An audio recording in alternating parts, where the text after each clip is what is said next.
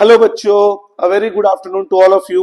आज हम इकोनॉमिक्स की वीडियो लेंगे और इस वीडियो में आज हम क्लास 11 चैप्टर 1 का अगला पार्ट लेकर आए हैं माइक्रो इकोनॉमिक्स में।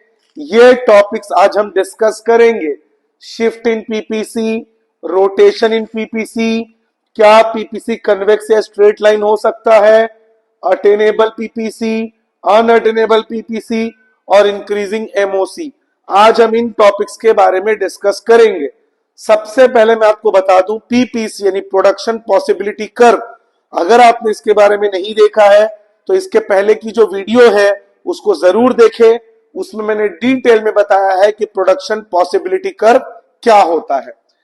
अब शिफ्ट इन पीपीसी में मान लीजिए यहां पे है गन और यहां पे है बटर।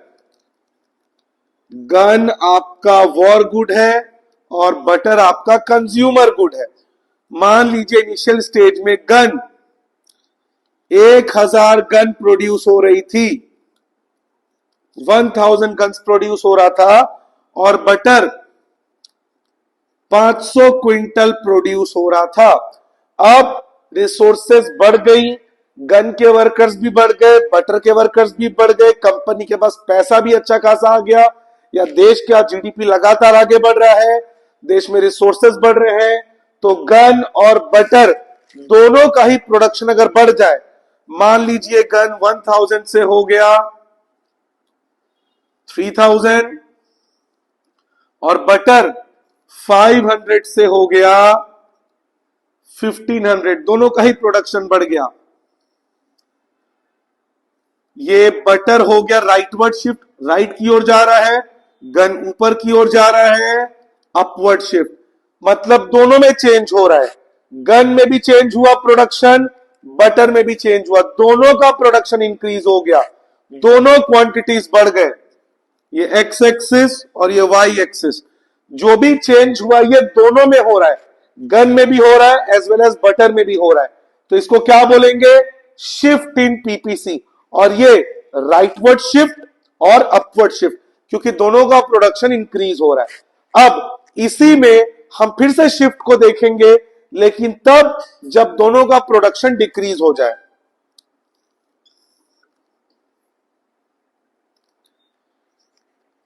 ये हमारा गन, ये हमारा बटर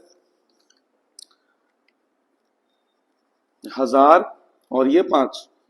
मान लीजिए किसी रीजन से दोनों का प्रोडक्शन कम हो गया, रिसोर्सेस की कमी हो गई, वर्कर्स की कमी हो गई, नेचुरल कैलामिटी आ गया, भूकंप आ गया, अर्थक्वेक आ गया, कुछ भी आया जिससे दोनों के प्रोडक्शन में कमी आ गई, दोनों का प्रोडक्शन कम हो गया। गन का प्रोडक्शन 1000 से हो गया 400, बटर का प्रोडक्शन 500 से हो गया 300। अब बताइए, ये जो शिफ्ट हो रहा है ये डाउनवर्ड हो रहा है नीचे की ओर, और ये लेफ्ट की ओर हो रहा है लेफ्टवर्ड शिफ्ट, दोनों चेंज हो रहा है, दोनों डिक्रीज हो रहा है। बटर डिक्रीज हुआ हॉरिजॉन्टल प्लेन में, एक्स एक्सिस में, तो उसको क्या बोलेंगे? Leftward shift. गन वाई एक्सिस में डिक्रीज हो रहा है तो इसको क्या बोलेंगे? Downward shift. यानी दोनों में चेंज हो रहा है, एक लेफ्टवर्ड और एक डाउनवर्ड, और यहां पे दोनों इंक्रीज हो रहा था तो एक राइटवर्ड और एक अपवर्ड। तो ये दोनों ही किस में आ जाएगा? Shift in PPC.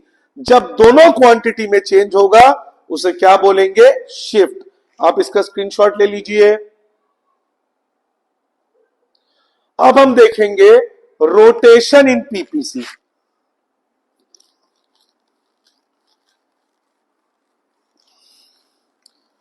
ये मैंने आपको एग्जांपल दे दिया शिफ्ट का, अब हम समझेंगे रोटेशन।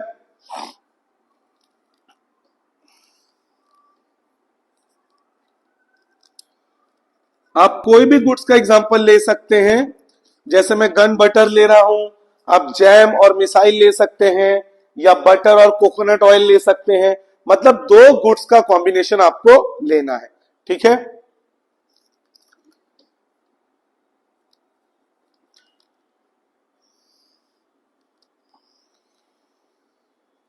अब जरा ध्यान दीजिए, इधर गन का प्रोडक्शन 1000 था, और बटर का प्रोडक्शन 600 था।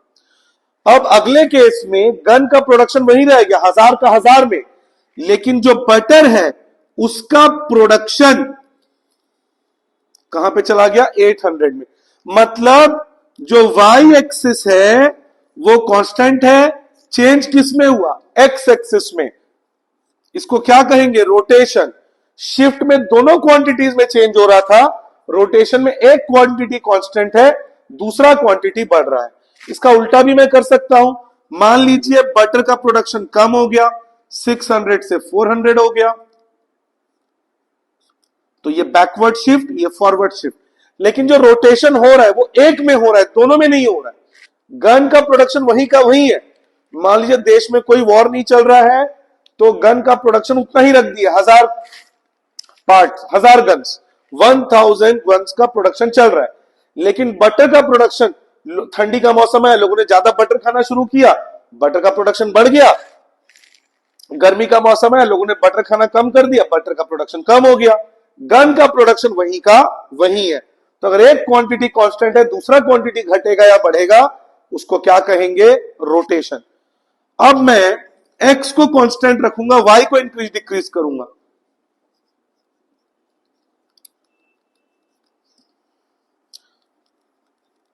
मान लीजिए बटर का प्रोडक्शन वही का वही है 600, लेकिन गन का प्रोडक्शन बढ़ गया, देश में वॉर होने वाला है, तो गन का प्रोडक्शन 1000 से 10,000 हो गया। तो बताइए रोटेशन हुआ, अपवर्ड रोटेशन। ये तो फॉरवर्ड और बैकवर्ड रोटेशन था, ये अपवर्ड क्यों, बटर कांस्टेंट है। इस बार जो एक्स एक्सिस है वो कांस्टेंट है, चेंज किस में हो रहा है वाई एक्सिस में। ऐसा भी हो सकता है अब देश में वॉर नहीं होगा कुछ समय तक, तो गन का प्रोडक्शन कम हो गया, 1000 से 600 हो गया। तो जो भी चेंज हो रहा है वो किस में हो रहा है वाई एक्सिस में, एक्स एक्सिस वही का वही है। तो ये जो चेंज हो रहा है, जो भी चेंज हो रहा है एक में हो रहा है। यहां पे सिर्फ एक्स में चेंज हो रहा था वाई कांस्टेंट, यहां पे वाई में चेंज हो रहा है एक्स कांस्टेंट। तो इसको क्या कहेंगे बच्चों रोटेशन। स्क्रीनशॉट ले लीजिए इसका। ठीक,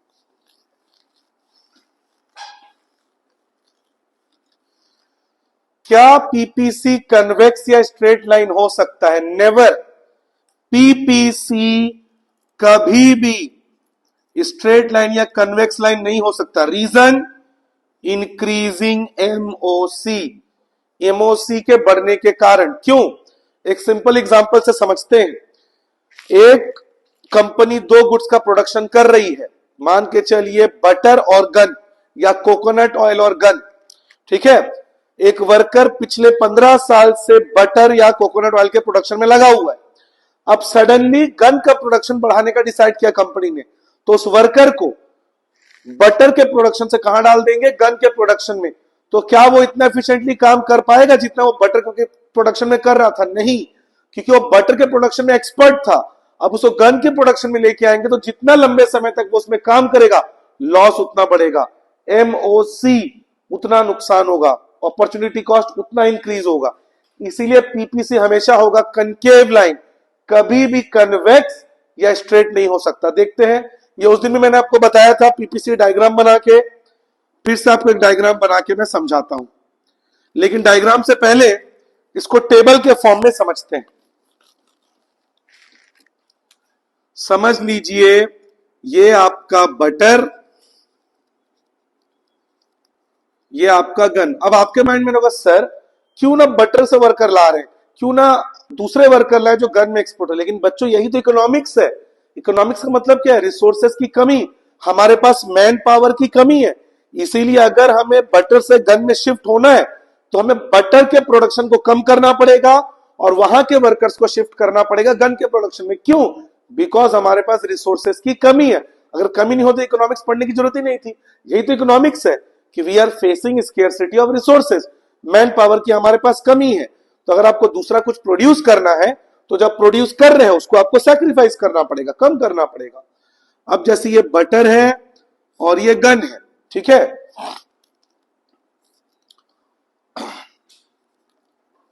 अब मान लीजिए पहला combination a combination, a combination में बटर का प्रोडक्शन 20 है, गन का प्रोडक्शन 0 है।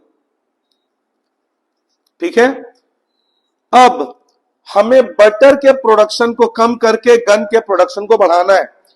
तो बटर का प्रोडक्शन हमने एक कम किया, और क्योंकि ये सैक्रिफाइस हुआ, इसके बदले हम गन बना लिए। कितना सैक्रिफाइस हुआ? 1 का सैक्रिफाइस हुआ। अब अगले केस में हमें ज्यादा सैक्रिफाइस करना पड़ेगा, क्योंकि जो वर्कर है वो बटर बनाने में एक्सपर्ट है, वो गन बनाने में एक्सपर्ट नहीं है। तो आपको गन बनाने के लिए ज्यादा वर्कर चाहिए होंगे। आप बटर, मान लीजिए बटर का प्रोडक्शन 5 लोग मिलकर कर रहे थे, लेकिन अब इन्हीं वर्कर्स को गन में लाना है, गन के प्रोडक्शन में। तो ये जो 5 वर्कर हैं, क्या उतना गन बना पाएंगे जितना वो बटर बना रहे थे? नहीं, क्योंकि वो गन बनाने में एक्सपर्ट नहीं है, वो बटर में एक्सपर्ट है। तो जितने दिन में, जितने घंटों में वो बटर बना ले रहे थे, उतने देर में वो गन नहीं बना पाएंगे, क्योंकि वो इसमें एक्सपर्ट नहीं है। अब मुझे 2 का सैक्रिफाइस करना पड़ेगा, और तब जाके मैं एक गन बना पाऊंगा। चेक करिए, 1 से 2, एक ही गन बढ़ रहा है, लेकिन सैक्रिफाइस कितना हो गया? 2 का सैक्रिफाइस हो गया। अगले कॉम्बिनेशन में मुझे कितने वर्कर सैक्रिफाइस करने पड़ेंगे? कितना बटर सैक्रिफाइस करना पड़ेगा? 3। पहले 1, बताइए, ये तो एक एक ही बढ़ रहा है, लेकिन ये कितना सैक्रिफाइस हो गया? 3। अगले कॉम्बिनेशन में मुझे 4 सैक्रिफाइस करना पड़ेगा। बताइए कितना सैक्रिफाइस हुआ? 4। तो एमओसी देखिए लगातार बढ़ रहा है। एमओसी अगर बढ़ेगा तो शेप क्या होगा? कॉनकेव। स्ट्रेट लाइन कब होता? अगर मैं यहां पे एमआरटी लिखूं, मार्जिनल रेट ऑफ ट्रांसफॉर्मेशन, जिसका फॉर्मूला है सैक्रिफाइस रेशियो गेन। सैक्रिफाइस 1 हुआ, गेन भी 1 हुआ। अगले में सैक्रिफाइस 2 हुआ, गेन 1 हुआ। अगले में सैक्रिफाइस 3 हुआ, गेन 1 हुआ। स्ट्रेट लाइन कब होता बच्चों? अगर ये हर बार सेम आता। क्या हर बार सेम आ रहा है तो ये स्ट्रेट लाइन होता? लेकिन नहीं। कॉन्वेक्स कब होता? जब सैक्रिफाइस जो है वो कम होता और गेन ज्यादा होता। अगर सैक्रिफाइस गेन से कम होता तो ये क्या हो सकता था? कॉन्वेक्स। अगर सैक्रिफाइस और गेन हर बार इक्वल होता, ये दिख रहा है ना, तो क्या हो सकता था? स्ट्रेट। लेकिन हम यहां पे देख रहे हैं कि सैक्रिफाइस गेन से ज्यादा है। चेक कर लीजिए, 2 1 से ज्यादा है, 3 1 से ज्यादा है, 4 1 से ज्यादा है। इसीलिए इसका शेप क्या होगा? Concave shape, because of increased MOC. क्योंकि आप बटर से वर्कर को खींच के गन में ला रहे हैं, तो बटर में जो आपका प्रॉफिट था गन में वो नहीं होगा। आप जितना बटर को छोड़ोगे आपका नुकसान उतना ज्यादा होगा, क्योंकि आपके वर्कर्स बटर बनाने में एक्सपर्ट थे। तो जितने ज्यादा वहां से वर्कर लाओगे आपका नुकसान उतना बढ़ेगा, लेकिन गन का प्रोडक्शन, गन का गेन सेम रहेगा, एक एक ही वो बढ़ेगा, लेकिन आपका नुकसान ज्यादा होता जाएगा, क्योंकि बटर बनाने के आपको बहुत प्रॉफिट हो रहा था, आपके वर्कर उसमें एक्सपर्ट थे। आप वहां से जितना सैक्रिफाइस करोगे आपका नुकसान उतना बढ़ेगा, लेकिन गेन कम रहेगा। इसीलिए एमओसी का शेप हमेशा क्या रहेगा? Concave shape. PPC will always be concave shaped. ठीक है, अगर हम इसका डायग्राम बना के फिर से आपको समझाएं, इसका स्क्रीनशॉट ले लीजिए।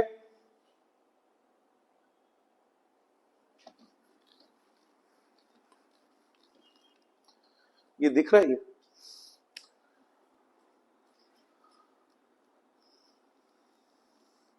मैंने ग्राफ में आपको समझाया था, जो सैक्रिफाइस होगा वो वर्टिकल में शो होगा, जो गेन होगा वो हॉरिजॉन्टल में। सैक्रिफाइस क्या हो रहा है? बटर। तो यहां पे हम किसको शो करेंगे? बटर को शो करेंगे। और गेन क्या हो रहा है? गन। तो यहां पे किसको शो करेंगे? गन को शो करेंगे।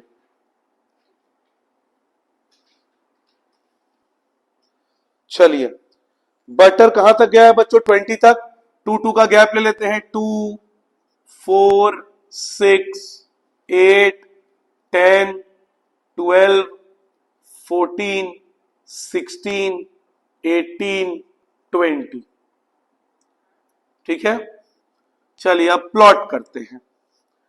सबसे पहले बटर 20 और गन 0। बटर 20 ये पहला प्लॉट। दूसरा बटर 19 और गन 1। 19 20 और 18 के बीच में होगा। यहां पे भी बना लीजिए 1 2 3 4 तक गए हैं हम, 4 तक, ठीक है। ए बी सी डी ई।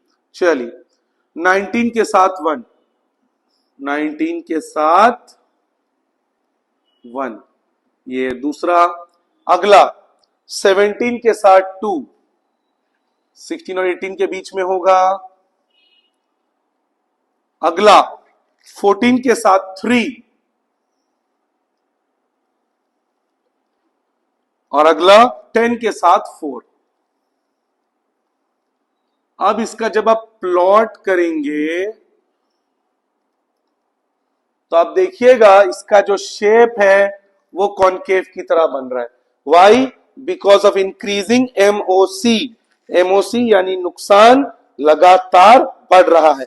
आप बटर को याद करिए, अपॉर्चुनिटी कॉस्ट, जो आप सैक्रिफाइस करते हैं उसको कहते हैं अपॉर्चुनिटी कॉस्ट। यहां बटर को सैक्रिफाइस करके गन बना रहे हैं और बटर का सैक्रिफाइस लगातार बढ़ रहा है क्योंकि वर्कर बटर में एक्सपर्ट है, गन में एक्सपर्ट नहीं है। तो इसीलिए इसको कहते हैं कि पीपी से हमेशा क्या होगा, concave shape, because of increasing MOC. Screenshot ले लीजिए इसका।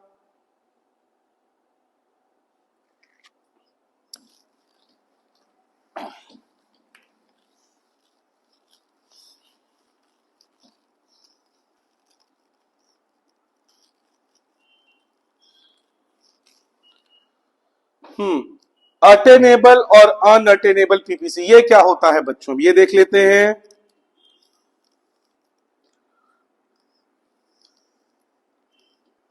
मान लीजिए इसके मैंने 5 कॉम्बिनेशन ले लिया, 4 ले लिए, ए बी सी डी। अब ये जो पॉइंट्स हैं जो ऑन पीपीसी हैं, जो पीपीसी के ग्राफ के ऊपर है, इसका मतलब यह है कि जो भी रिसोर्सेज आपके पास थे, रिसोर्सेज आर फुली यूटिलाइज्ड। आपके पास जो भी मैन पावर था, जितने लोग आपके लिए काम कर रहे थे, आपके पास जितने भी रिसोर्सेज थे, फैक्ट्री, रॉ मटेरियल, सब आपने उनका पूरा यूटिलाइजेशन करके ये 5 कॉम्बिनेशन, ये 4 कॉम्बिनेशन रेडी किया, ए बी सी डी। इसका मतलब अगर पॉइंट्स पीपीसी के ऊपर है, मतलब आपने रिसोर्सेस का पूरी तरह यूटिलाइजेशन किया है, ठीक है। और अगर कोई पॉइंट इनसाइड पीपीसी है, इसका मतलब resources are not fully utilised. Resources को आपने पूरी तरह यूज नहीं किया, ठीक है, तभी वो अंदर है पीपीसी के, ठीक है। और अगर कोई पॉइंट बाहर है तो नॉट पॉसिबल, इसी को कहेंगे अनअटेनेबल। आपके जेब में 100 रुपए है तो आप 400 रुपए का सामान तो नहीं ले सकते, आप बजट से बाहर खर्च नहीं कर सकते। जितना रिसोर्स आपके पास है, वर्कर है, रॉ मटेरियल, आप उतना ही प्रोडक्शन कर सकते हैं या उससे कम। मान लीजिए आपके पास 80 कारों का रॉ मटेरियल है, आप 80 कार प्रोड्यूस कर सकते हैं अगर आपने पूरा यूटिलाइज कर लिया। आप 70 कार का भी प्रोडक्शन कर रहे हैं, मतलब आपके पास जितना रॉ मटेरियल था आपने पूरा यूज नहीं किया इनसाइड। लेकिन 80 कार का रॉ मटेरियल है, क्या आप 200 कार प्रोड्यूस कर सकते हैं? नहीं, क्योंकि आपके पास उतना रिसोर्स ही नहीं है। तो उसको क्या बोलेंगे? अनअटेनेबल। यानी अगर ऊपर है और अंदर है तो वो अटेनेबल में आएगा। अगर ऊपर है तो आपने रिसोर्सेस का पूरा इस्तेमाल किया, आपने पूरा 80 कारों का प्रोडक्शन किया। यहां आपने 70 कारों का प्रोडक्शन किया, पूरा यूटिलाइज नहीं किया, और ये दोनों ही अटेनेबल है। लेकिन एफ, आप 200 कार का प्रोडक्शन कर ही नहीं सकते क्योंकि आपके पास 80 कार्स का रॉ मटेरियल है। तो क्या कहेंगे इसको? अनअटेनेबल, ठीक है। तो आज का टॉपिक यहीं पे हम खत्म करते हैं। आज हमने इन टॉपिक्स को बहुत ही अच्छे से समझा और डिस्कस किया। आशा करता हूं आपको ये वीडियो अच्छी लगी हो। और आपको ये टॉपिक अच्छे से समझ में आया हो, हमारे चैनल को जरूर से सब्सक्राइब करें और इस वीडियो को लाइक और शेयर करें। मिलेंगे आपसे अगली वीडियो में। Have a good day.